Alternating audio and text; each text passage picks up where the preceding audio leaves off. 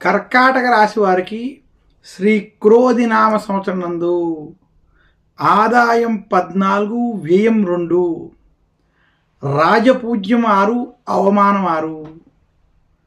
చిలకమర్తి పంచాంగరీత్యా దృక్ సిద్ధాంత పంచాంగ గణితం ఆధారంగా కర్కాటక రాశి వారికి శ్రీ క్రోధినామ సంవత్సరంలో ఈ రకమైనటువంటి గ్రహస్థితి ఉంది.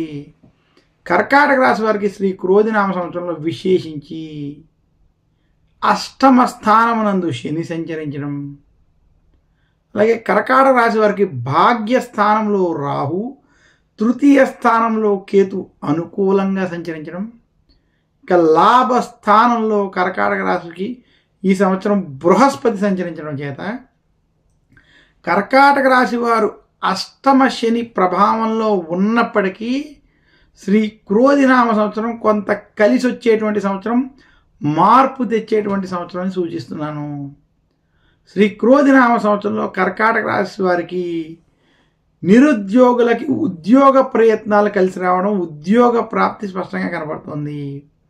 ఉద్యోగస్తులకి ఉద్యోగంలో పని ఒత్తిళ్ళు ఇబ్బంది ఉన్నప్పటికీ అనుకున్న స్థాయి శుభ ఫలితాలను పొందేటువంటి విధంగా ఈ సంవత్సరం గోచరిస్తోంది. కర్కాటక రాశి వ్యాపారస్తులకి వ్యాపారం కొంత లాభదాయకంగా ఉండేటువంటి సంవత్సరం శ్రీ క్రోధినామ సంవత్సరం.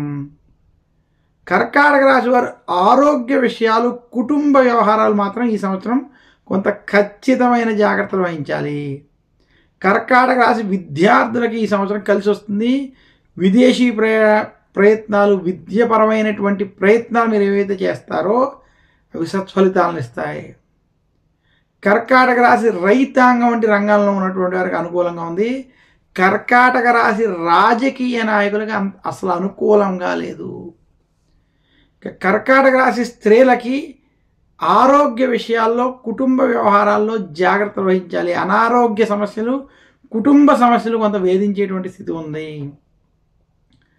కర్కాటక రాశి విశేషించి వృత్తి, ఉద్యోగ, వ్యాపార పరంగా గత సంవత్సరంతో పోల్చుకుంటే ఈ సంవత్సరం కొంత మార్పు తెచ్చి కొంత శుభ ఫలితాలను ఇచ్చేటువంటి సంవత్సరం మాత్రం సూచిస్తున్నాను. కర్కాటక రాశి వారికి విశేషించి ఆదాయపరంగా, అలాగే విశేషించి ధనపరంగా ఈ సంవత్సరం కొంత కలిసి వస్తుంది. కర్కాటక రాశి ఉద్యోగస్తులకి ఉద్యోగంలో మాత్రం కొంత భయాందోళనతో కూడుకున్నటువంటి వాతావరణాలు మాత్రం ఈ సంవత్సరానికి ద్వితీయార్థంలో కలిగేటువంటి స్థితి కనపడుతుంది. కర్కాటక రాశి వారు మరింత శుభ ఫలితాలు శ్రీ క్రోధినామ సంవత్సరంలో పొందాలి అంటే చిలకమర్తి పంచాంగరీత్యా విశేషించి వారు సోమవారం రోజు శివారాధన వంటివి చేయడం, శనివారం రోజు శనికి తైలాభిషేకం చేసుకోవడం, మందపల్లి, తిరునల్లార్, శని సింగాపూర్ వంటి క్షేత్రాలను దర్శించుకోవడం, నీలాంజన సమాభాసం, రవిపుత్రం, యమాగ్రజం, ఛాయామార్తాండ సంభూతం, త్వం నమామి శనిశ్చర అనేటువంటి శనికి సంబంధించినటువంటి మంత్రాలని శనివారం పఠించుకోవడం, ఇలాంటివి చేయడం వల్ల మరింత శుభ ఫలితాలు కర్కాటక రాశి వారికి కలుగుతాయి. కర్కాటక రాశి వారు ధరించవలసినటువంటి నవరత్నం ముత్యము. కర్కాటక రాశి వారు ప్రార్థించవలసినటువంటి దైవం, పూజించవలసినటువంటి దైవం, అలాగే విశేషించి కర్కాటక రాశి వారు సందర్శించవలసినటువంటి ఆలయం శివాలయం. శివాలయాన్ని సందర్శించడం, జ్యోతిర్లింగాలు వంటి సందర్శించడం వల్ల మరింత శుభ ఫలితాలు కలుగుతాయని తెలియజేస్తున్నాను.